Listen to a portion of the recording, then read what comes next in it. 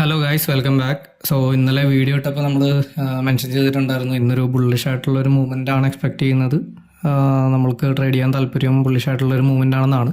അതുപോലെ തന്നെ market strong ആയിട്ടുള്ളൊരു ബുള്ളിഷ് മൂവ്മെൻറ്റ് ഇന്ന് തന്നിട്ടുണ്ട്. ഒരു ട്രേഡ് ഓപ്പർച്യൂണിറ്റി ഉണ്ടായിരുന്നു, ഞാൻ എക്സ്പ്ലെയിൻ ചെയ്ത് തരാം ഷോർട്ടായിട്ട്. സോ മാർക്കറ്റ് പ്രൊഫൈലാണ് പ്ലോട്ട് ചെയ്തിരിക്കുന്നത്, നിഫ്റ്റിയുടെ ചാർട്ടാണ്. ഇവിടെ ഇതൊന്ന് സ്പ്ലിറ്റ് ചെയ്തിട്ട് ഞാൻ കാണിച്ചു തരാം. ഇത് ഓരോ ABC കൊടുത്തിട്ടുള്ളത് അരമണിക്കൂറത്തെ ക്യാൻഡിൽസ് ആണ്. സോ ഇവിടെ നമ്മൾ നോക്കുകയാണെന്നുണ്ടെങ്കിൽ ഫസ്റ്റ് തന്നെ ഒരു A പീരീഡ് താഴത്തേക്കുള്ള ഒരു എക്സ്റ്റൻഷനാണ് തന്നത്. അപ്പോൾ നമ്മൾ ഒരു ഹയർ ടൈം ഫ്രെയിം അനാലിസിസ് ആയിട്ട് നമ്മൾ പറഞ്ഞിട്ടുണ്ടായിരുന്നു, പ്രീവിയസ് ആയിട്ടുള്ള ഒരു പ്രൊഫൈൽ റെഫറൻസ് ആയിട്ട് എടുക്കുമ്പോൾ താഴത്തെ ഒരു ഏരിയയിലാണ്, അതായത് ഏറ്റവും ലോവസ്റ്റ് പ്രൈസിലാണ് ഇപ്പോൾ ട്രേഡ് നടക്കുന്നത്.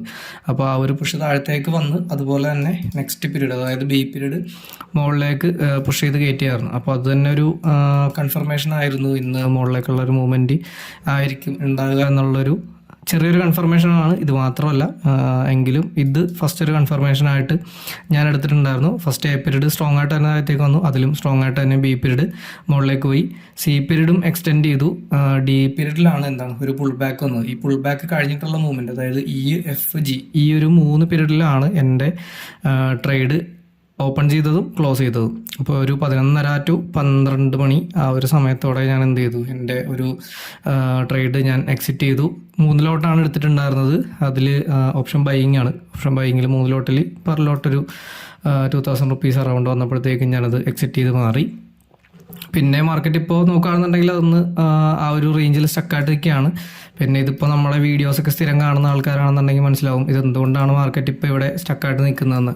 ഇത് പ്രീവിയസ് ആയിട്ടുള്ള ഓരോ പ്രൊഫൈൽസ് നോക്കുകയാണെന്നുണ്ടെങ്കിൽ ഇതാ ഇവിടെ ഒരു പ്രൊഫൈലുണ്ട്, ഇന്നലത്തെ പ്രൊഫൈലും ഉണ്ട്. ഇതിൻ്റെ വാല്യൂ ഏരിയ ഹൈയിൽ അങ്ങനെ സ്റ്റക്കായിട്ട് നിൽക്കുകയാണ്. പിന്നെ അതുപോലെ തന്നെ പ്രീവിയസ് ആയിട്ടുള്ള ഇതിൻ്റെയും ബാക്കിലേക്ക് നമ്മൾ നോക്കുകയാണെന്നുണ്ടെങ്കിൽ ഇവിടെയും പ്രൊഫൈലുണ്ട്, അതിൻ്റെ വാല്യൂ ഏരിയ ലോയും കുറച്ച് റെസിസ്റ്റൻസ് ആയിട്ട് അവിടെ ആക്ട് ചെയ്യുന്നുണ്ട്. അപ്പോൾ ഇത്രയും കാര്യങ്ങൾ നിൽക്കുന്നത് കൊണ്ടാണ് മാർക്കറ്റ് ഇന്ന് അവിടെ ക്ലോസ് ചെയ്തത്.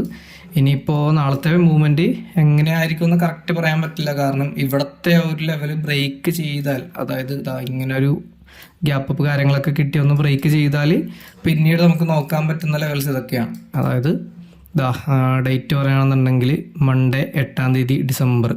ഓക്കെ, അപ്പോൾ ആ ഒരു പ്രൊഫൈലിൻ്റെ പോയിന്റ് ഓഫ് കൺട്രോളിൽ നിന്നായിരിക്കും പിന്നെ നെക്സ്റ്റ് ഒരു റിജക്ഷൻ വരാൻ സാധ്യതയുള്ളത്.